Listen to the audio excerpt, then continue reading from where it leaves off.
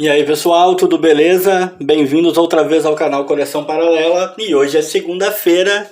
E segunda-feira, todo mundo aí já sabe, é mais um dia para se mostrar um item da minha coleção de terror. E o item de hoje é a edição de número 2 da revista Choque, da editora Rio Gráfica, né? A nossa querida RGE.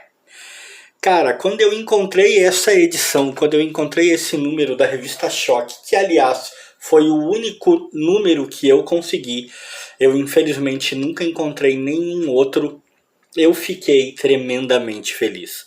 A revista Choque era uma daquelas revistas que tinha se tornado lendária para mim e para o meu ciclo de amigos na época de menino, quando eu colecionava quadrinhos, quando eu lia. E a gente ouvia falar, a gente via as notícias, a gente via os anúncios em outras revistas e a gente nunca tinha acesso a ela. E eu morria de curiosidade. Depois de muito tempo, um belo dia eu estava lendo sobre essa revista e eu descobri que ela era tipo uma espécie de irmã, uma espécie de mutação, uma espécie de contemporânea, o que você quiser, da cripta. E o que me deixou ainda mais curioso, pois a cripta era uma revista que a gente já conhecia, já tinha conseguido pôr as mãos. É preciso lembrar vocês do que eu já falei aqui no passado. Quando eu era garoto, me era extremamente difícil pôr a mão na maioria das edições de quadrinhos, mesmo as que estavam saindo na época, né? Não era possível para mim por questões financeiras, por dificuldades mesmo da vida, né? A família tinha outras necessidades, né? Sempre tínhamos, como é que eu vou dizer, prioridades. Eu acho que a palavra é essa, né? A prioridade de uma família humilde, de uma família que tem que lutar para se manter, obviamente não é ficar gastando com quadrinhos.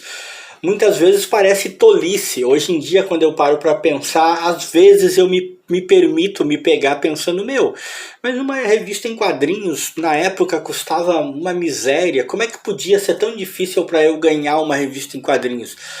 Só que aí eu lembro das dificuldades em que a gente vivia, do quanto o meu pai ralava para sustentar a família dele, do quanto o meu pai ralou, por exemplo, para conseguir comprar a primeira casa própria, das imensas dificuldades que ele passou. E eu entendo que sim, cada centavo que ele poupava em ficar comprando revista em quadrinhos para o filho dele fazia muita diferença. E ainda assim ele sempre se esforçou muito para me dar essas revistas sempre que podia. Então a gente tinha essa dificuldade e ainda tinha uma dificuldade adicional, que era da região em que eu morava, que simplesmente quase não chegavam quadrinhos, e o que chegava apenas na cidade vizinha. Você tinha que ir até a cidade vizinha para encontrar alguma coisa.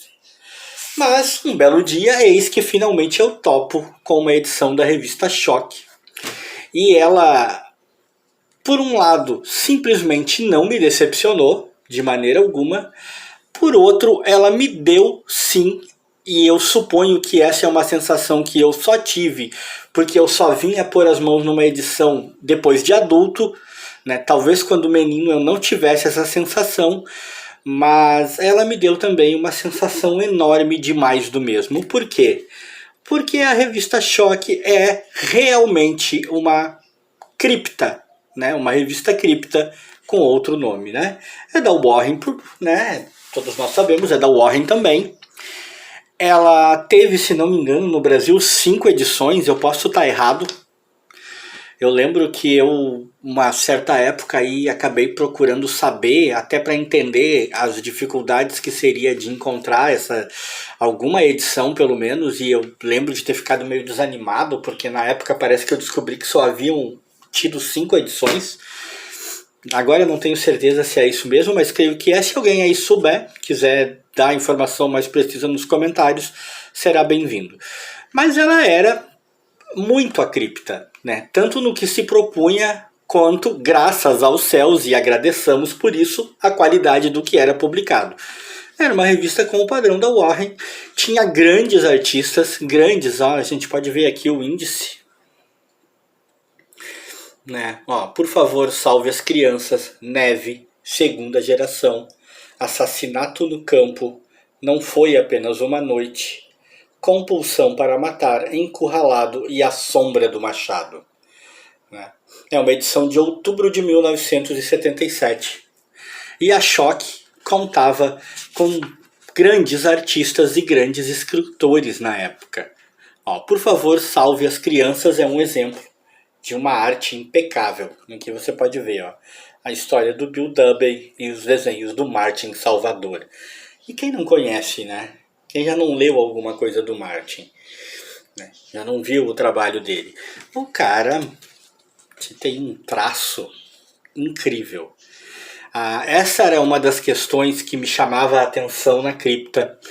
E que, curiosamente, anos depois, quando eu vim ler essa revista, me deu essa sensação de que eu falei demais do mesmo, que acabou sendo uma sensação um tanto desagradável, mas nem devia ser. Porque, tipo, o que eu notava na cripta, pelo menos aos meus olhos de garoto, era essa gigantesca qualidade nos roteiros e na arte, que parecia que as outras edições não tinham. E quando eu vinha ler a Choque, como eu falei, parecia que eu estava lendo a cripta. E, que bom, que maravilhoso, mantinha a qualidade dos roteiros, mantinha a qualidade da arte, mas ao mesmo tempo parecia que só tinham dado um novo nome a uma velha revista. E eu não duvido que não seja algo mais ou menos assim, porque eu soube que um tempo depois aqui no Brasil houveram algumas pequenas mutações. A própria RGE falava delas como mutações da revista Cripta, tipo tentando ainda surfar naquela onda. Eu acho até que eu tenho uma que vai aparecer mais cedo ou mais tarde aqui. A segunda história é Neve. Ó. A história de Bruce Bezari e o desenho do Rick Buckley e o Wally Wood. Muito bons desenhos. Eu não lembro muito bem dessa história, para ser sincero. Eu não fiz muito comentário sobre a primeira história, né, gente? Mas por favor, salve as crianças é uma daquelas histórias que te leva por um caminho em que você acha que o final vai ter um jeito e ela acaba tendo outro, né? Depois de um tempo lendo, você até começa a desconfiar, isso não vai acabar como eles estão querendo que eu pense que acabe. Mas você acaba se deixando cair na armadilha gostosamente.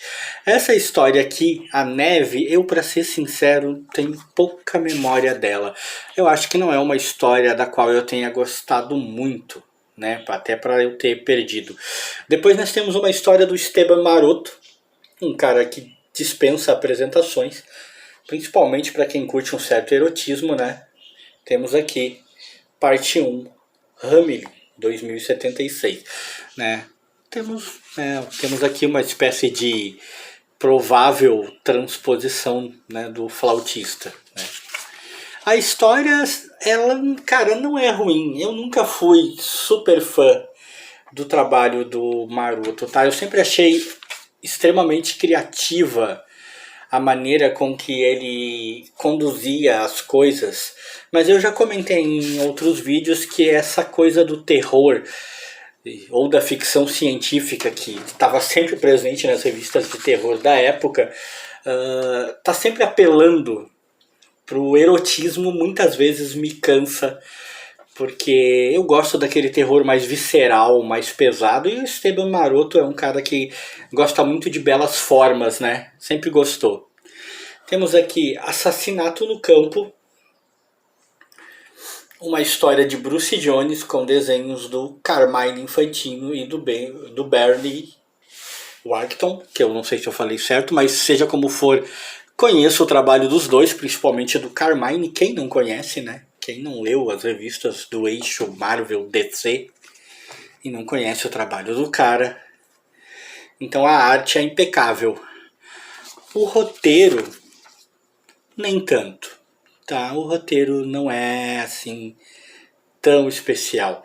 Embora ele reserve alguma surpresa, ele reserva alguma peculiaridade, vamos dizer assim, pelo menos se você considerar a época em que isso foi publicado, mas sabe, nada que mexa tanto com você, ou pelo menos que mexesse comigo, né? Depois não foi apenas uma noite. Essa é uma história do Doug Monchen, é outro monstro, e mais uma vez a arte do grande Martin Salvador. Essa já é uma história realmente muito boa, né? Não só pela arte, mas porque o roteiro é muito bom, né? Parece aqueles filmes policiais no ar, e realmente, durante a maior parte do tempo, ele te conduz por esse caminho até que você descobre que está numa gigantesca ideia maluca de ficção científica apavorante. É uma história gostosa demais. É o tipo de história que fazia a existência dessas revistas e da antiga Warren valer a pena. Esse quadro aqui já diz muita coisa, né, gente? Muito explicativo. Pois temos a próxima história. Ó, Compulsão para Matar.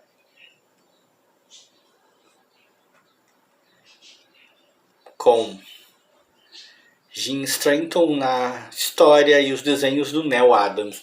O Neal Adams, né, quem não conhece, outro cara que dispensa absolutamente qualquer apresentação. Fantástico, né? Alavancou o Batman, todo mundo sabe disso.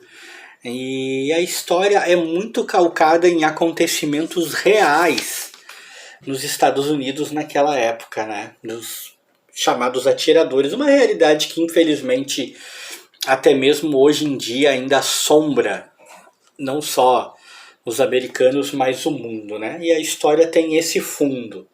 É aquela história, né, de transportar para a ficção coisas da realidade. E a história é toda nessa pegada, então acaba sendo uma história que psicologicamente é bem pesada. Ó, qual é o significado real do medo? Arnold Waldon está prestes a descobrir. Já chama muita atenção, né? Ó, eu sei. Encurralado. Bela história, né? Deixa eu ver se eu não vi aqui quem é que escreveu essa maravilha aqui, não tô vendo.